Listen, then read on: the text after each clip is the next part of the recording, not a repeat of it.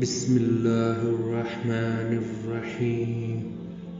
میں اللہ کے نام سے شروع کرتا ہوں جو بڑا مہربان اور نہایت رحم والا ہے۔ اور زمین پر چلنے والا کوئی جاندار ایسا نہیں ہے جس کا رزق اللہ کے ذمے نہ ہو، اور وہ ہر ایک کی جگہ جہاں وہ رہتا ہے اسے بھی جانتا ہے، اور جہاں وہ عارضی استھائی طور پر رہتا ہے اسے بھی۔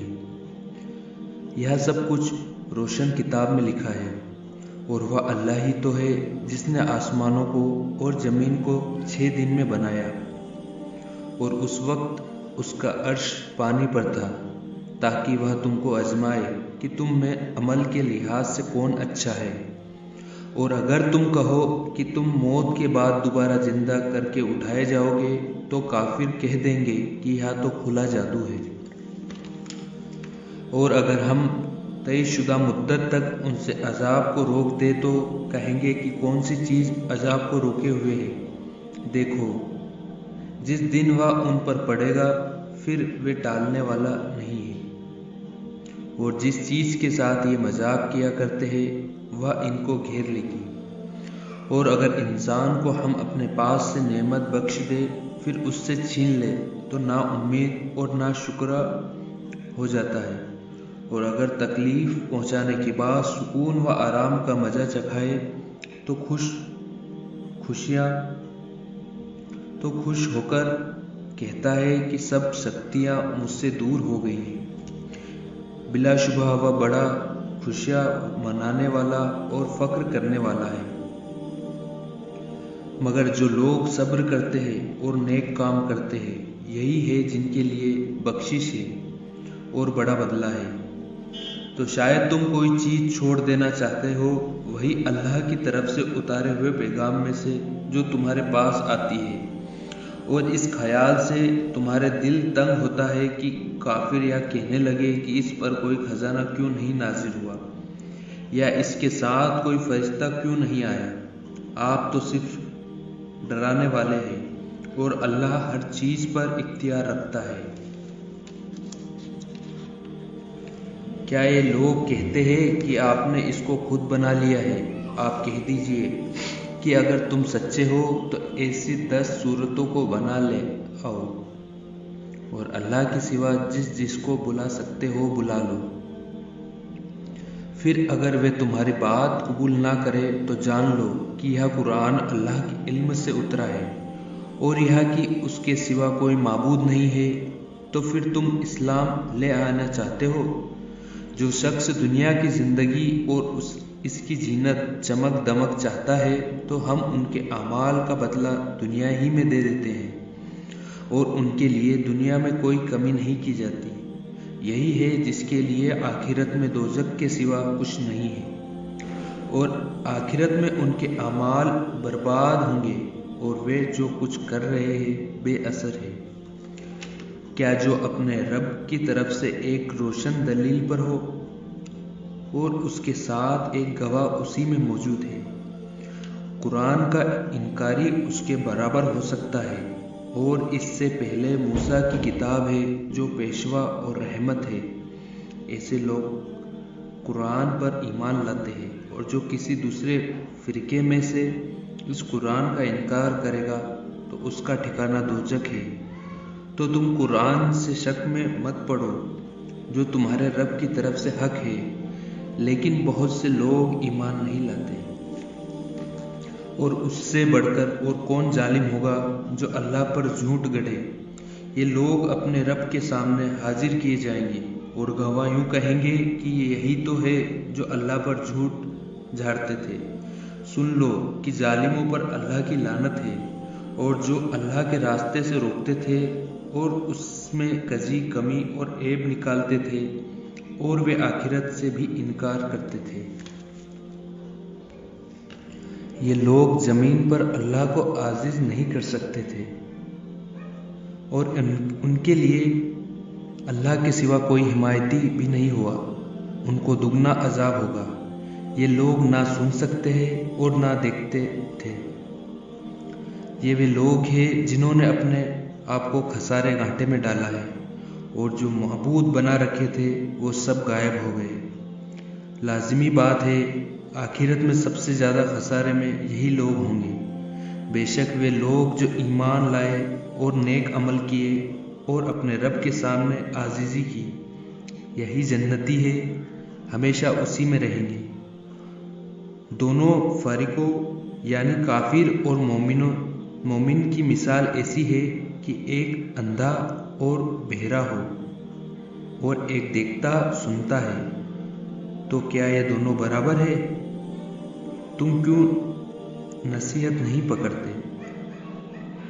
اور ہم نے نوح علیہ السلام کو ان کی قوم کی طرف بھیجا کہ میں تمہیں صاف صاف ڈراتا ہوں، یہاں کہ اللہ کے سوا کسی دوسرے کی بندگی مت کرو۔ میں تمہارے حق میں ایک دردناک دن کے عذاب سے اندیشہ رکھتا ہوں۔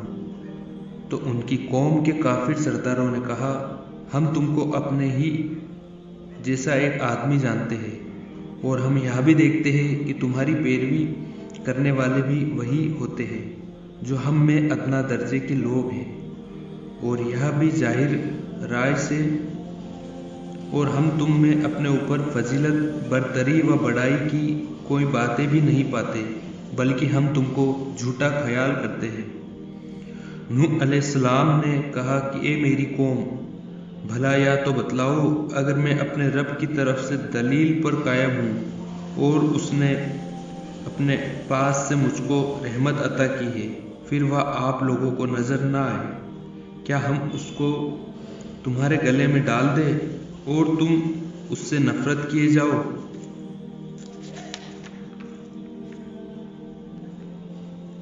اور اے میری قوم، میں تم سے اس پر مول نہیں مانگتا، میرا صلہ تو اللہ ہی کے ذمے ہے، اور میں ان کو نکالنے والا بھی نہیں ہوں جو ایمان لے آئے ہیں۔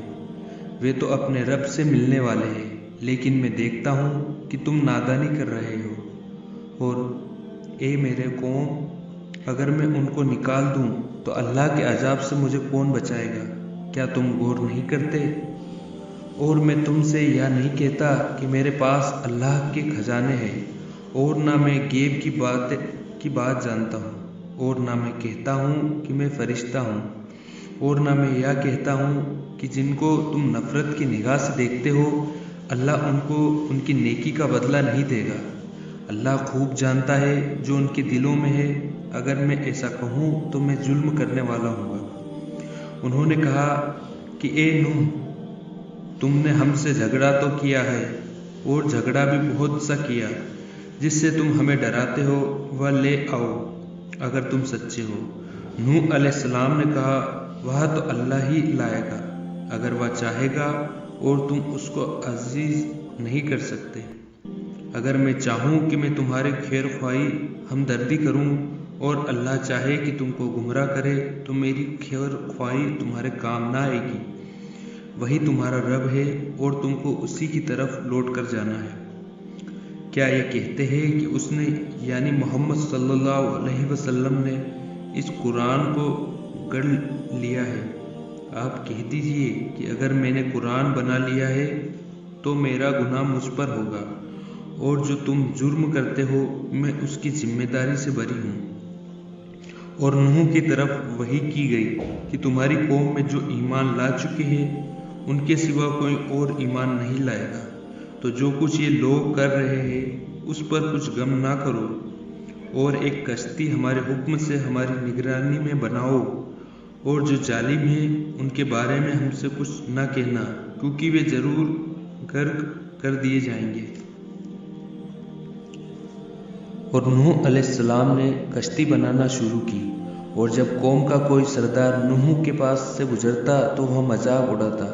نوح علیہ السلام کہتے کہ اگر آج تم ہمارے ساتھ مذاق ٹھٹا کرتے ہو تو ہم تم پر ہنستے ہیں جس طرح تم ہم پر ہنستے ہو، تو تم کو جلد معلوم ہو جائے گا کہ کس پر عذاب آتا ہے جو اسے رسوا کر دے گا، اور اس پر ہمیشہ کا عذاب نازل ہوتا ہے، یہاں تک کہ جب ہمارا حکم آ پہنچا اور تندور جوش مارنے لگا، تو ہم نے نوح سے کہا، ہر قسم کے ایک نر اور ایک مادہ 2 عدد کشتی میں چڑھا لو اور اپنے گھر والوں کو مگر جس پر حکم نافذ ہو چکا ہے اور دوسرے ایمان والوں کو اور سوائے تھوڑے آدمیوں کے ان کے ساتھ ایمان نہ لائے تھے۔ اور نوح علیہ السلام نے کہا اس کشتی میں سوار ہو جاؤ، اس کا چلنا اور ٹھہرنا اللہ ہی کے نام سے ہے، بے شک میرا رب غفور اور رحیم ہے۔ اور وہ ان کو لے کر چلنے لگی پہاڑ جیسے موضوع میں، اور نوح نے اپنے بیٹے کو پکارا، وہ ایک الگ استان پر تھا۔ اے میرے پیارے بیٹے، ہمارے ساتھ سوار ہو جا اور کافروں کے ساتھ مت ہو۔ اس نے کہا میں ابھی کسی پہاڑ کی پناہ لے لوں گا جو مجھے پانی سے بچا لے گا۔ نوح علیہ السلام نے کہا آج اللہ کے قہر سے کوئی بچانے والا نہیں ہے، لیکن جن پر وہی رحم کرے۔ اور دونوں کے بیچ میں ایک موج بادھا ہو گئی، پس وہی غرق ہو گیا اور حکم ہو گیا کہ اے زمین اپنا پانی نگل جا اور اے آسمان تھم جا، اور پانی گھٹ گیا اور قصہ ختم ہو گیا اور کشتی جدی پہاڑ پر آ ٹھہری اور کہہ دیا گیا کہ کافر لوگ رحمت سے دور ہو۔ اور نوح علیہ السلام نے اپنے رب کو پکارا اور عرض کیا اے میرے رب، میرا یہ بیٹا میرے گھر والوں میں سے ہے اور تیرا وعدہ سچا ہے اور تو احکم الحاکمین ہے۔ اللہ نے کہا اے نوح، یہ تمہارے گھر والوں میں سے نہیں، یہ تباہ کار ہے، سو مجھ سے ایسے درخواست نہ کرو جس کی تم کو خبر نہیں۔ میں تم کو نصیحت کرتا ہوں کہ نادان نہ بنو۔ نوح علیہ السلام نے کہا اے رب، میں اس بات سے تیری پناہ مانگتا ہوں کہ ایسے درخواست کروں جس کی مجھے خبر نہ ہو، اور اگر تو نے میری بخشش نہ کی اور رحم نہ فرمایا تو میں تباہ ہو جاؤں گا۔ کہا گیا اے نوح اترو، ہماری طرف سے سلام اور برکتیں تم پر نازل ہوگی اور ان جماعتوں پر جو تمہارے ساتھ ہے، اور بہت سی جماعتیں ایسی بھی ہوں گی جن کو میں چند دن عیش دوں گا، پھر میری طرف سے سخت سزا ہوگی۔ یہ سب غیب کی خبروں میں سے ہے جو میں تم کو وحی کے ذریعے بتا رہا ہوں۔ اس سے پہلے تو نہ تم جانتے تھے اور نہ تمہاری قوم جانتی تھی، تو صبر کرو، انجام پرہیزگاروں کے لیے ہی اچھا ہے۔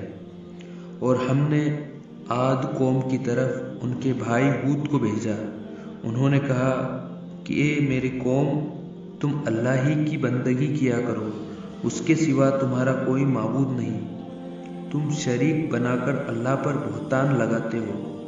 اے میری قوم، میں تم سے اس نصیحت کا کوئی صلہ نہیں مانگتا، میرا صلہ تو اسی کے ذمے ہے جس نے مجھے پیدا کیا ہے، پھر کیا تم نہیں سمجھتے؟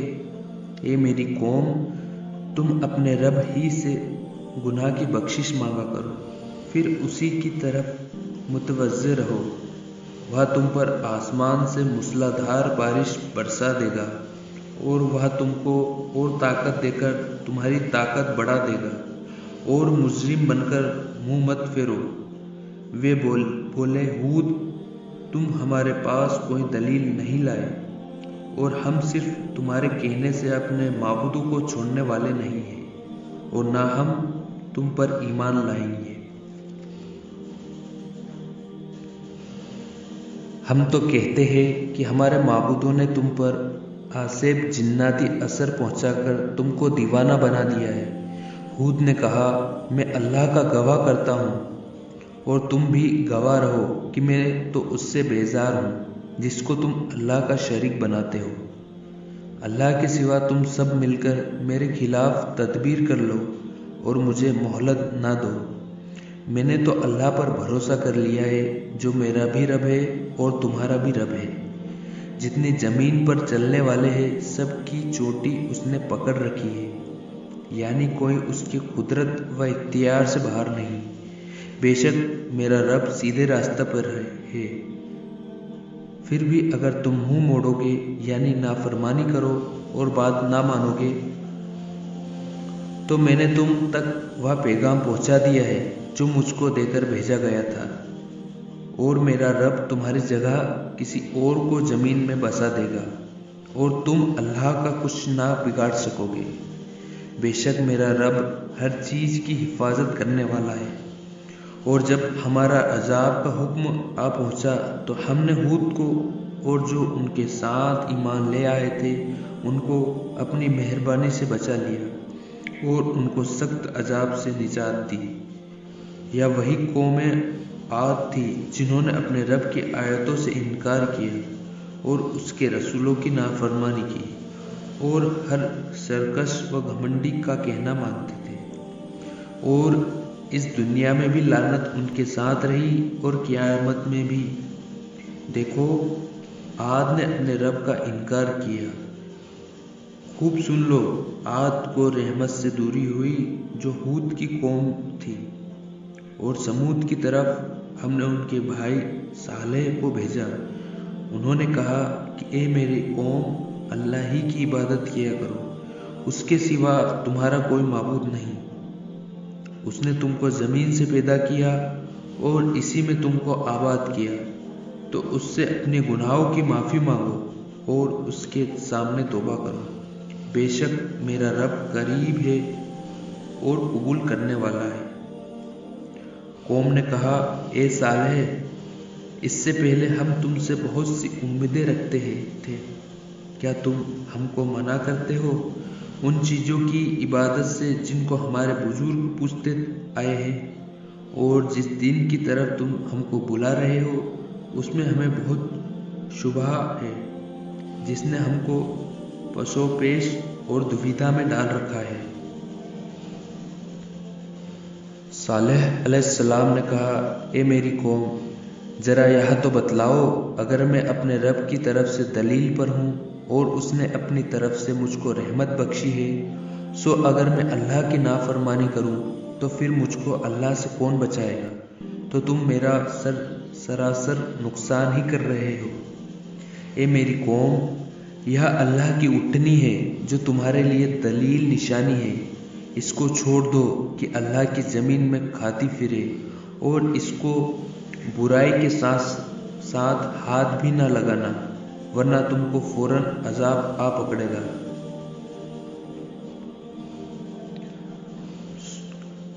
سو انہوں نے اونٹنی کو مار ڈالا۔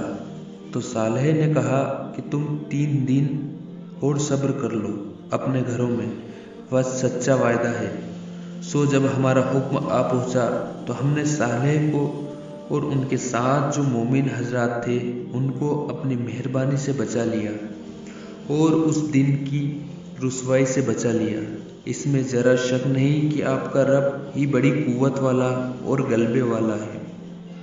اور ان ظالموں کو ایک سخت ناری آواز اور چیخ نے آ دبایا، جس سے وہ اپنے گھروں میں اوندے پڑے رہ گئے، گویا کہ وہ ان گھروں میں کبھی بسے ہی نہ تھے۔ خوب سن لو، سمود نے اپنے رب کے ساتھ کفر کیا۔ خوب سن لو، سمود کو رحمت سے دوری ہوئی۔ اور تحقیق کی ہمارے فرشتے ابراہیم علیہ السلام کے پاس خوشخبری لے کر پہنچے تو سلام کیا۔ ابراہیم نے بھی سلام کیا، فوراً ایک بچڑا تلا ہوا لائے۔ سو جب ابراہیم نے دیکھا کہ ان کے ہاتھ اس کھانے تک نہیں بڑھتے تو ذرا پریشان ہوئے اور ان کے دل ہی دل میں ڈرے۔ فرشتے بولے، ڈرو مت، ہم قوم لوط کی طرف سے بھیجے گئے ہیں۔ اور ابراہیم کی بیوی کھڑی تھی، بس ہنسی، سو ہم نے خوشخبری سنا دی ان کو اسحاق کی اور اسحاق کے بعد یعقوب کی۔ تو بولی، ہائے خاک پڑے، اب میں بچہ جنوں گی، میں تو بوڑھیا ہوں اور یہ میرے شوہر بالکل بوڑھے۔ واقعی یہ بات بھی عجیب ہی ہے۔ فرشتوں نے کہا، کیا آپ اللہ کے کاموں میں تعجب کرتی ہے؟ اس خاندان کے لوگوں پر تو خدا کی رحمتیں اور برکتیں ہیں۔ بے شک اللہ تعریف کے لائق بڑی شان والا ہے۔ پھر جب ابراہیم سے وہ خوف جاتا رہا اور ان کو خوشی کی خبر ملی تو انہوں نے ہم سے قوم لوط کے بارے میں لڑنا شروع کر دیا، یعنی ان سے عذاب ہٹانے کی درخواست بہت زور شور سے کی۔ اسی کو جھگڑنا کہا گیا ہے۔ بے شک ابراہیم بڑے بردبار اور نرم دل والے اور رجوع کرنے والے تھے۔ اے ابراہیم، اس بات کو چھوڑو، تمہارے رب کا حکم آ پہنچا ہے اور ان پر نہ ٹلنے والا عذاب آنے والا ہے۔ اور جب ہمارے فرشتے لوط کے پاس آئے تو لوط ان کی وجہ سے غمگین اور پریشان ہوئے اور ان کے سبب تنگ دل ہوئے اور کہا، آج کا دن بہت بھاری ہے۔ اور ان کی قوم ان کے پاس دوڑتی ہوئی آئی اور وہ پہلے ہی سے نامناسب حرکتیں کرتی رہتی تھی۔ لوط نے کہا، اے میری قوم، یہ میری بیٹیاں ہیں، یہ تمہارے لیے بہت اچھی ہے، سو اللہ سے ڈرو اور میرے مہمانوں میں مجھے ذلیل نہ کرو۔ کیا تم میں کوئی بھی معقول آدمی نہیں ہے؟ وہ کہنے لگے، آپ کو معلوم ہے ہم کو تمہاری بیٹیوں کی ضرورت نہیں، اور آپ کو تو معلوم ہے جو ہمارا مطلب ہے۔ لوط علیہ السلام نے فرمایا، کاش میں تم پر غالب اور زورآور ہوتا یا کسی مضبوط پائے کی پناہ لیتا۔ فرشتے کہنے لگے، اے لوط، ہم تو آپ کے رب کے بھیجے ہوئے ہیں، یہ آپ تک نہیں آ سکیں گے، سو آپ رات کے کسی حصے میں اپنے گھر والوں کو لے کر چلیے، اور تم میں سے کوئی پیچھے کی طرف مڑ کر نہ دیکھے، مگر آپ کی بیوی نہ جائے گی، اس پر بھی وہی آفت آنے والی ہے جو دوسروں پر آنے والی ہے۔ ان کے وعدے کے وقت صبح کا وقت ہے، کیا صبح قریب نہیں ہے؟ سو جب ہمارا حکم آ پہنچا تو ہم نے زمین کو الٹ کر اوپر کا حصہ نیچے کر دیا اور اس سرزمین پر کنکر کے پتھر برسانے شروع کر دیے جو لگاتار گر رہے تھے، جن پر آپ کے رب کے پاس خاص نشان بھی تھا، اور یہ بستیاں ان ظالموں سے کچھ دور نہیں ہیں۔ اور مدیان کی طرف ان کے بھائی شعیب کو بھیجا، انہوں نے فرمایا، اے میری قوم، تم اللہ ہی کی عبادت کرو، اس کے سوا تمہارا کوئی معبود نہیں ہے، اور تم ناپ تول میں کمی نہ کیا کرو۔ میں تم کو فراغت میں دیکھتا ہوں، اور میں ڈرتا ہوں کہ تم پر اس دن کا عذاب آئے جس میں طرح طرح کی مصیبتیں ہوں گی۔ اور اے میری قوم، تم ناپ اور تول پوری کیا کرو، اور لوگوں کا ان کی چیزوں میں نقصان نہ کیا کرو، اور زمین میں فساد کرتے ہوئے حد سے آگے نہ نکلو، اور اللہ کا دیا ہوا جو بچے وہ تمہارے لیے بہتر ہے، اگر تم یقین کرو، اور میں تمہارا نگہبان تو نہیں ہوں۔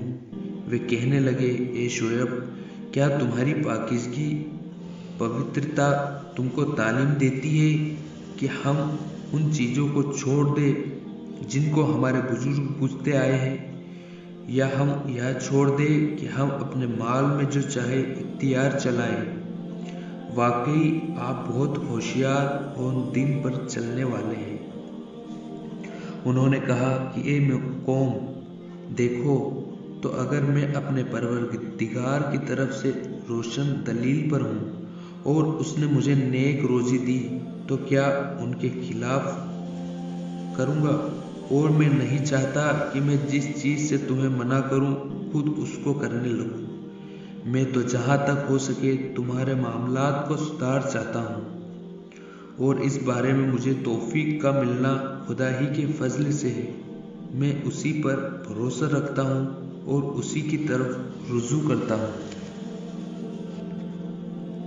اے میری قوم، میری جس سے تم پر کوئی ایسی مصیبت نہ آ جائے جیسے کہ میں قوم نوح یا قوم ہود یا قوم صالح پر آ پڑی تھی، اور قوم لوط تو تم سے زمانے کے لحاظ سے بہت دور نہیں ہے، اور تم اپنے رب سے معافی مانگو، پھر اس کی طرف متوجہ رہو، دراصل میرا رب بڑا ہی مہربان اور بڑی محبت والا ہے۔ لوگوں نے کہا، اے شعیب، بہت سی باتیں تمہارے کہی ہوئی ہماری سمجھ میں نہیں آ رہی ہیں، اور ہم تم کو اپنے سے کمزور دیکھ رہے ہیں، اور اگر تمہارے خاندان کا لحاظ نہ ہوتا تو ہم تم کو سنگسار کر چکے ہوتے، اور ہماری نظر میں تمہاری کوئی عزت نہیں ہے۔ شعیب نے فرمایا، اے میری قوم، کیا میرا خاندان تمہارے نزدیک اللہ سے بھی زیادہ عزت و سمان والا ہے، اور اس کو تم نے پیٹھ پیچھے ڈال دیا؟ بلا شبہ میرا رب تمہارے سب اعمال کو علمی گھیرے میں لیے ہوئے ہے۔ اور اے میری قوم، تم اپنے طور پر عمل کرتے رہو، میں اپنے طور پر عمل کر رہا ہوں۔ اب جلد معلوم ہو جائے گا کہ کون ہے جس پر عذاب آنے ہی والا ہے، جو اس کو رسوا کرے گا، اور وہ کون ہے جو جھوٹا ہے۔ تم بھی انتظار کرو، میں بھی تمہارے ساتھ انتظار کر رہا ہوں۔ اور جب ہمارا حکم آ پہنچا، ہم نے شعیب کو اور اس کے ساتھیوں کو جو ایمان والے تھے اپنی مہربانی سے بچا لیا، اور ان ظالموں کو ایک سخت آواز نے آ پکڑا، سو وہ اپنے گھروں میں اوندے پڑے رہ گئے، گویا کہ وہ کبھی گھروں میں بسے ہی نہ تھے۔ خوب سن لو، مدیان یعنی وہاں کے رہنے والوں کو رحمت سے دوری ہوئی، جیسے سمود قوم والے رحمت سے دور ہو گئے۔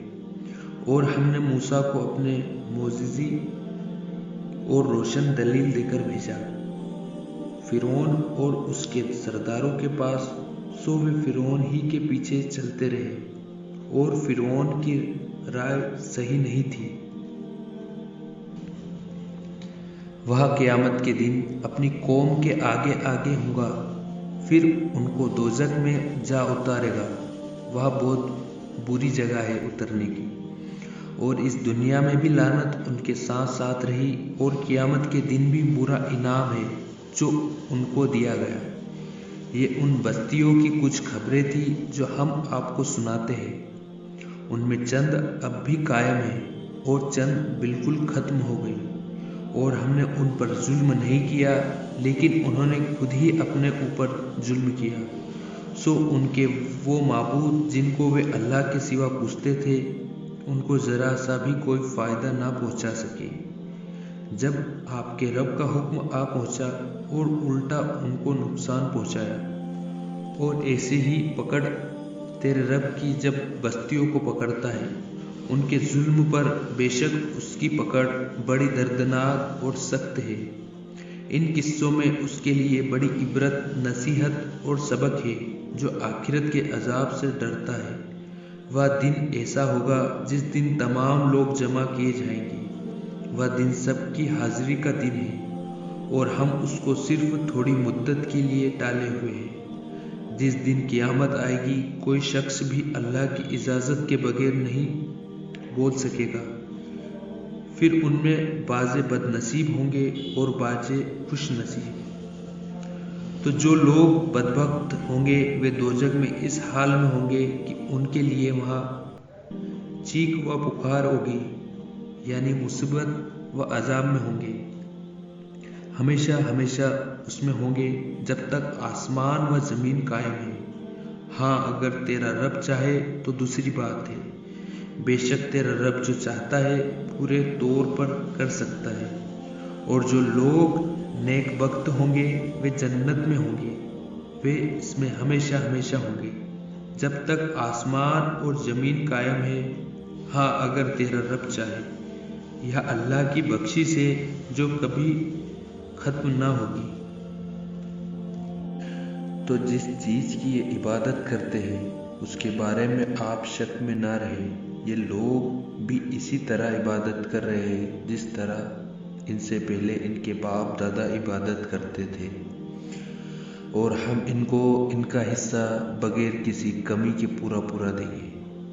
اور ہم نے موسیٰ کو کتاب دی تو اس میں اختلاف، متبھید و جھگڑا کیا گیا، اور اگر ایک بات پہلے سے اللہ کی طرف سے طے نہ ہوتی تو ان میں فیصلہ ہو جاتا، اور یہ اس کی طرف سے ایسے شک میں ہے کہ جس نے ان کو دویدھا میں ڈال رکھا ہے۔ اور تمہارا رب تو سب کو ان کے اعمال کا بدلہ قیامت کے دن پورا دے گا۔ بے شک یہ جو عمل کرتے ہیں اللہ ان سے خوب واقف ہے۔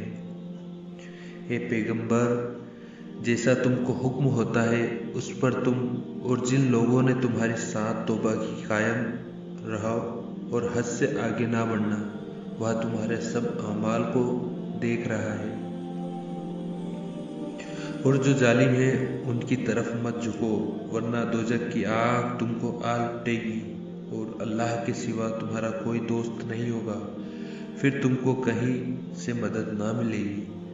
اور دن کے دونوں سروں یعنی صبح و شام اور رات کے کچھ حصوں میں نماز پڑھا کرو، بے شک نیکیاں برائی کو دور کر دیتی ہے، یا نصیحت ہے نصیحت ماننے والوں کے لیے۔ اور صبر کیا کرو کہ اللہ نیک بندوں کا بدلہ ضائع نہیں کیا کرتا۔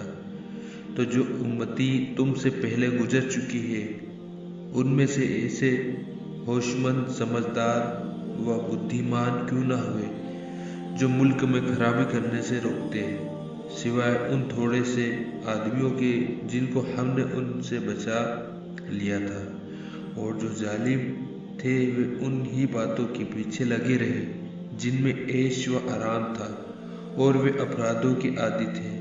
اور تیرا رب ایسا نہ تھا کہ بستیوں کو کفر کے سبب ہلاک کر دیتا جبکہ ان کے رہنے والے اصلاح سدھار میں لگے ہوں گے۔ اور اگر تمہارا رب چاہتا تو تمام لوگوں کو ایک ہی جماعت کر دیتا، اور وہ ہمیشہ اختلاف کرتے رہیں گے، مگر جن پر تمہارا رب رحم کرے، اور اس لیے اس نے ان کو پیدا کیا ہے۔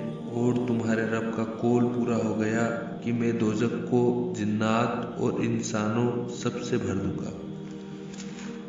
اور ہم نبیوں کی قصوں میں سے یہ ساری حالات آپ سے بیان کرتے ہیں جن میں ہم تمہارے دل کو مضبوطی دیتے ہیں۔ اور ان قصوں میں تمہارے پاس حق پہنچ گیا اور مومن کے لیے نصیحت اور یادداشت ہے۔ اور ان سے کہہ دیجیے جو ایمان نہیں لاتے کہ تم اپنی جگہ عمل کیے جاؤ، ہم اپنی جگہ عمل کیے جاتے ہیں، نتیجے کا تم بھی انتظار کرو، ہم بھی اسی کا انتظار کر رہے ہیں۔ آسمانوں اور زمین کی چھپی چیزوں کا علم تو بس اللہ ہی کو ہے، اور تمام معاملات اسی کی طرف رجوع ہوں گے، تو پھر اسی کی عبادت کرو اور اسی پر بھروسہ رکھو، اور اللہ بے خبر نہیں ہے ان باتوں سے جو تم کر رہے ہو۔ سورہ یوسف مکہ میں نازل ہوئی، اس میں 111 آیتیں اور 12 رکوع ہیں۔ میں اپنے اللہ کے نام سے شروع کرتا ہوں جو بڑا ہی مہربان رحم والا ہے۔ الف لام را، یہ روشن کتاب کی آیتیں ہیں۔ ہم نے اس قرآن کو عربی بھاشا میں نازل کیا ہے تاکہ تم سمجھ سکو۔ اے نبی صلی اللہ علیہ وسلم، ہم نے جو یہ قرآن تم پر نازل کیا ہے اس کے ذریعے سے ہم تم سے ایک بڑا عمدہ قصہ بیان کرتے ہیں، اور تم اس سے پہلے بے خبر تھے۔ جب یوسف نے اپنے باپ سے کہا کہ ابا جان، میں نے خواب میں 11 ستاروں، سورج اور چاند کو دیکھا، دیکھتا کیا ہوں کہ مجھے سجدہ کر رہے ہیں۔ باپ نے کہا بیٹا، اپنے خواب کا ذکر اپنے بھائیوں سے نہ کرنا، نہیں تو وہ تمہارے حق میں کوئی فریب کریں گے۔ کوئی شک نہیں ہے کہ شیطان انسان کا کھلا دشمن ہے، اور اس طرح تمہارا رب تم کو چنندہ اور خاص بنائے گا، اور خوابوں کی تعبیر کا علم سکھائے گا، اور پورا کرے گا تم پر اور یعقوب کے خاندان پر اپنا انعام، جیسا کہ اس سے پہلے تمہارے دادا پر دادا یعنی ابراہیم علیہ السلام اور اسحاق علیہ السلام پر اپنا انعام پورا کر چکے ہیں۔ بے شک تمہارا رب سب کچھ جاننے والا، بڑی حکمتوں والا ہے۔ بے شک یوسف اور اس کے بھائیوں کے قصے میں معلوم کرنے والوں کے لیے بہت سی نشانیاں ہیں۔ جب یوسف کے بھائی بولے کہ ابا کو یوسف اور اس کا بھائی ہم سے زیادہ پیارے ہیں، حالانکہ ہم ایک جماعت کی جماعت ہے، بے شک ہمارے باپ کھلی غلطی پر ہے۔ یوسف کو یا تو جان سے مار ڈالو یا اس کو کسی ملک میں پھینک آؤ تو ابا کی توجہ صرف تمہاری طرف ہو جائے گی، اس کے بعد تم اچھی حالت میں ہو جاؤ گے۔ ان میں سے ایک کہنے والے نے کہا، یوسف کو جان سے نہ مارو، کسی گہرے کنویں میں ڈال دو، کوئی راہگیر اس کو نکال کر لے جائے گا اگر تم کو کرنا ہے۔ انہوں نے کہا کہ ابا جان، کیا وجہ ہے کہ آپ یوسف کے بارے میں ہمارا اعتبار نہیں کرتے، حالانکہ ہم اس کے خیر خواہ بھلا چاہنے والے ہیں۔ آپ اس کو کل ہمارے ساتھ بھیج دیجیے کہ ذرا وہ کھائے کھیلے اور ہم اس کی حفاظت کریں گے۔ انہوں نے کہا، یہ بات مجھے رنج دیتی ہے کہ تم اس کو لے جاؤ، اور مجھے یہ بھی ڈر ہے کہ اس سے غافل ہو جاؤ اور اس کو بھیڑیا کھا جائے۔ انہوں نے کہا، اگر اس کو بھیڑیا کھا جائے اور ہم ایک طاقتور جماعت ہیں تو ہم بڑے نقصان میں پڑ جائیں گے۔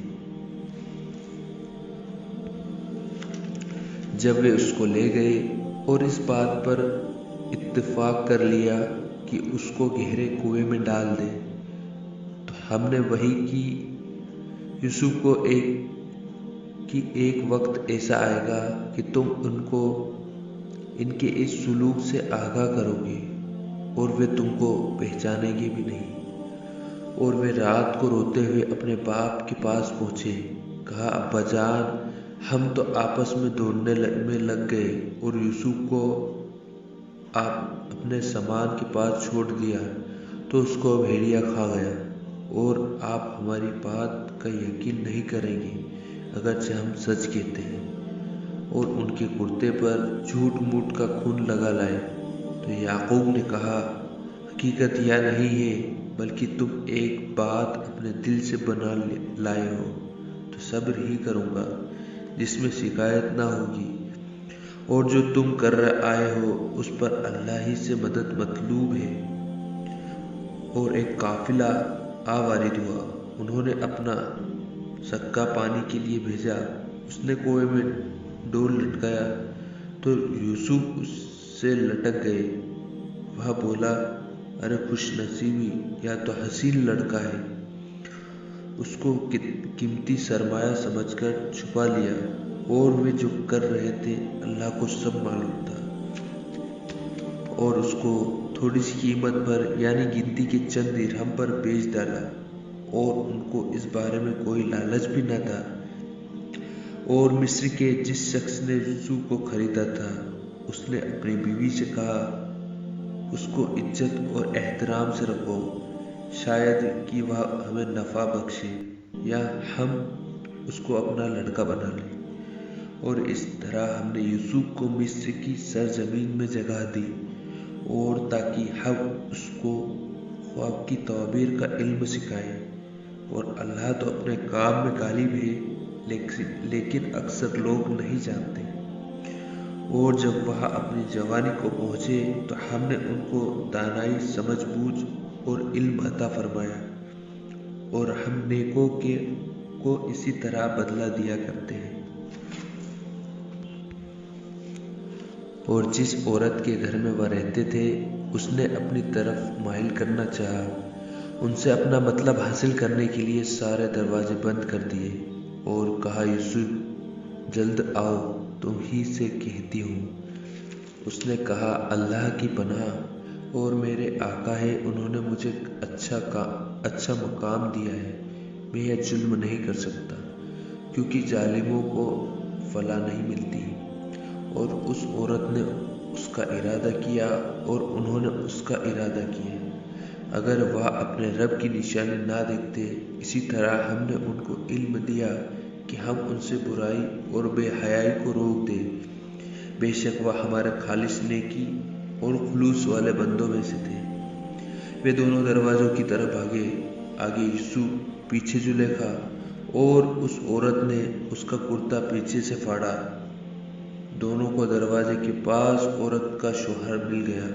تو عورت بولی، جو شخص تمہاری بیوی کے ساتھ برا ارادہ کرے، اس کی اس کے سوا کیا سزا ہے کہ یا تو قید کیا جائے یا اور کوئی دردناک سزا ہو؟ یوسف نے کہا، اسی نے مجھ کو اپنی طرف مائل کرنا چاہا تھا۔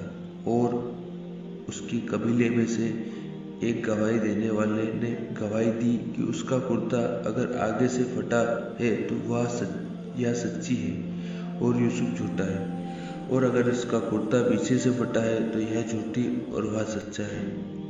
تو جب اس کا کرتا دیکھا تو پیچھے سے پھٹا تھا، تب اس نے کہا کہ یہ تم عورتوں کا فریب ہے، بے شک تم عورتوں کے فریب بڑے بھاری ہوتے ہیں۔ یوسف، تو اس بات کا خیال نہ کر، اور اے عورت تو اپنے گناہ کی بخشش مانگ، بے شک خطا تیری ہے۔ اور چند عورتوں نے جو شوہر میں رہتی تھی یہ بات کہی کہ عزیز کی بیوی اپنے غلام کی طرف مائل ہے اور اس کی محبت اس کے دل میں گھر کر گئی ہے، ہم اس کو گمراہی میں یعنی غلط راستے پر چلنے والی دیکھتے ہیں۔ جب اس عورت نے ان کی بدگوئی سنی تو ان کے پاس دعوت کا پیغام بھیجا اور ان کے لیے ایک محفل سجائی اور پھل تراشنے کے لیے ہر ایک کو ایک ایک چھری دی، اور یوسف سے کہا کہ ان کے سامنے باہر آؤ۔ جب عورتوں نے ان کو دیکھا تو حیران رہ گئی اور پھل کاٹتے کاٹتے اپنے ہاتھ کاٹ لیے اور فوراً کہنے لگی، حاشا للہ، یہ آدمی نہیں ہے، یہ تو کوئی بزرگ فرشتہ ہے۔ اس عورت نے کہا کہ یہ تو وہی ہے جس کے بارے میں تم مجھے طعنے دیتی تھی، اور بے شک میں نے اس کو اپنی طرف مائل کرنا چاہا مگر اس نے پرہیز کیا، اور اگر وہ آئندہ میرا کہنا نہ کرے گا تو وہ جیل بھیج دیا جائے گا اور ذلیل بھی ہوگا۔ یوسف نے دعا کی، اے میرے رب، جس کام کی طرف یہ عورتیں مجھے بلا رہی ہیں اس سے اچھی مجھے قید ہے، اور اگر تو ان کا فریب مجھ سے دور نہ کرے گا تو میں ان کی طرف مائل ہو جاؤں گا اور میں نادانوں میں شامل ہو جاؤں گا۔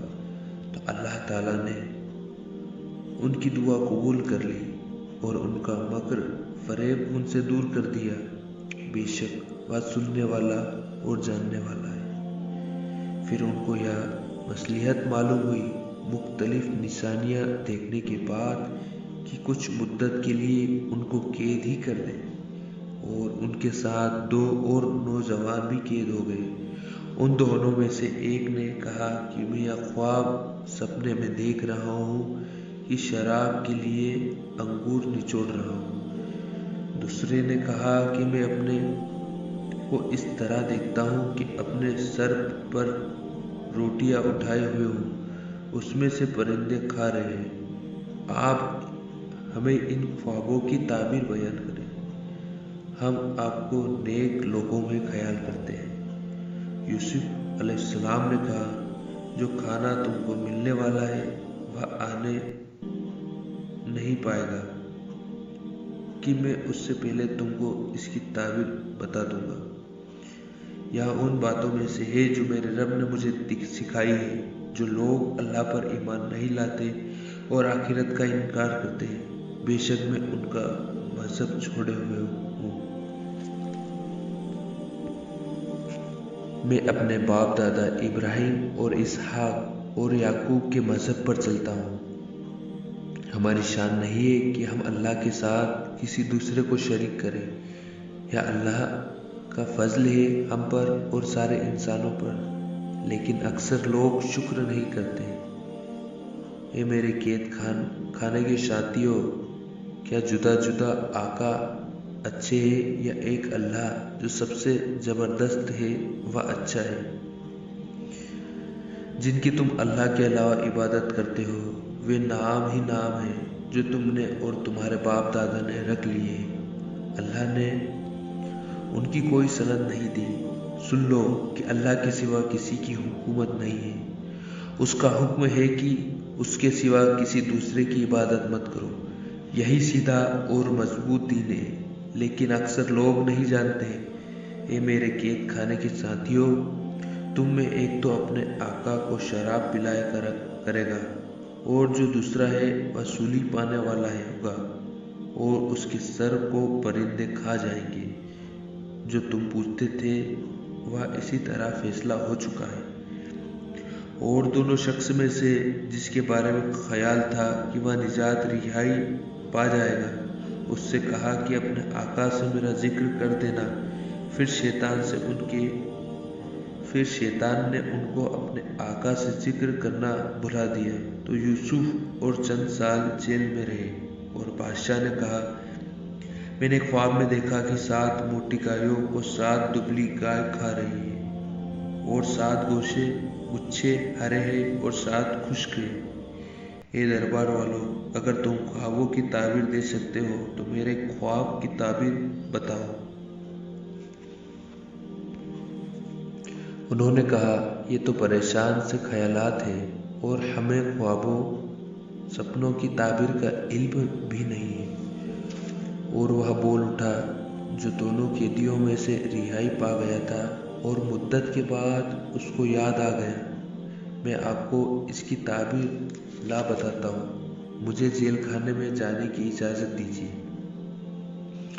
اے یوسف، اے بڑے سچے، ہمیں اس خواب کی تعبیر بتا دیجیے کہ 7 موٹی گایوں کو 7 دبلی گائیں کھا رہی ہیں، اور 7 خوشے گچھے ہرے ہیں اور 7 خشک، تاکہ میں لوگوں کے پاس واپس جا کر تعبیر بتا دوں تاکہ وہ بھی جانیں۔ انہوں نے کہا کہ تم 7 سال برابر کھیتی کرتے رہو گے، تو جو غلہ کاٹو تو تھوڑے سے غلے کے علاوہ جو کھانے میں آئے اس کو خوشوں، بالوں اور گچھوں میں رہنے دینا۔ پھر اس کے بعد 7 سال ایسے سخت آئیں گے کہ جو غلہ تم نے جمع کر رکھا ہے وہ اس سب کو کھا جائیں گے، صرف وہ تھوڑا سا رہ جائے گا جو تم احتیاط سے رکھ چھوڑو گے۔ پھر اس کے بعد 1 سال آئے گا کہ لوگوں کے لیے خوب بارش برسے گی اور اس میں رس بھی نچوڑے گی۔ اور بادشاہ نے کہا کہ ان کو میرے پاس لاؤ۔ جب ان کے پاس قاصد گیا تو انہوں نے کہا، تم اپنے آقا کے پاس واپس جاؤ اور ان سے پوچھو ان عورتوں کا کیا حال ہے جنہوں نے اپنے ہاتھ کاٹ لیے تھے، بے شک میرا رب ان کے فریب سے واقف ہے۔ بادشاہ نے پوچھا، تمہارا کیا واقعہ ہوا تھا جب تم نے یوسف کو اپنی طرف مائل کرنا چاہا تھا؟ سچ بول اٹھی کہ حاشا للہ، ہم نے اس میں کوئی برائی نہیں دیکھی۔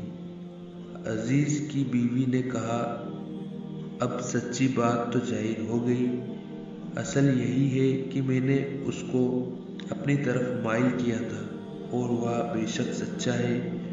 یوسف نے کہا کہ میں نے یہ بات اس لیے پوچھی ہے کہ عزیز کو یقین ہو جائے کہ میں نے اس کی پیٹھ پیچھے اس کی امانت میں خیانت نہیں کی، اور یہ کہ اللہ خیانت کرنے والوں کو ہدایت نہیں دیتا۔